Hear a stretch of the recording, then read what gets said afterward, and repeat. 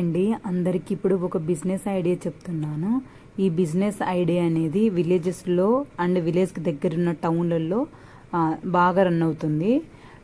ఇది సీజన్ బట్టి డిమాండ్ ఉంటుంది ఫ్రెండ్స్. దీనికి సమ్మర్లో కొంచెం తక్కువ, మామూలుగా ఎప్పుడైతే మనం క్రాపింగ్ చేస్తామో రైతులు అప్పటి నుంచి డిమాండ్ ఎక్కువ ఉంటుంది.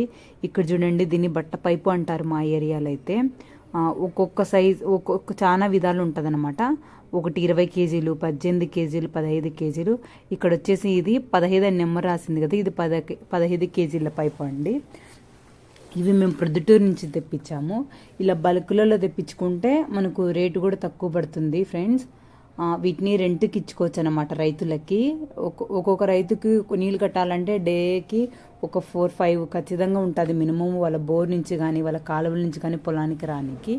సో ఒక్కొక్క పైపు 20 రూపాయలు అనుకుంటే 5 పైపులు తీసుకపోతే 100 రూపీస్ అవుతుంది ఫ్రెండ్స్. ఒక మనిషి 100, అలా ఒక 10 మంది తీసుకపోయినా ఒక 5 మంది తీసుకపోయినా గిట్టుబాటు అవుతుంది ఎవరైతే బిజినెస్ చేస్తున్నారో వాళ్ళకి.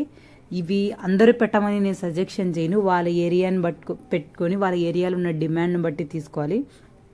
ఇప్పుడు ఫర్ ఎగ్జాంపుల్ ఇప్పుడు అన్ని పైపులు పోవచ్చు, ఒక 2-3 మంత్స్ బాగా రన్ కావచ్చు, తర్వాత డిమాండ్ తగ్గి సీజన్ లెక్క ఖాళీగా ఉండొచ్చు.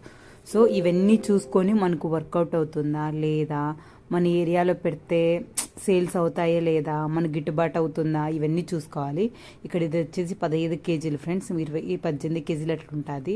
అది 10 రూపాయల, 20, 30 అనేది మీ ఏరియాలో డిమాండ్ని బట్టి మీరు తీసుకున్న కేజీల పైపుని బట్టి ఉండాలి. ఇది 15 కేజీలు కాబట్టి 25.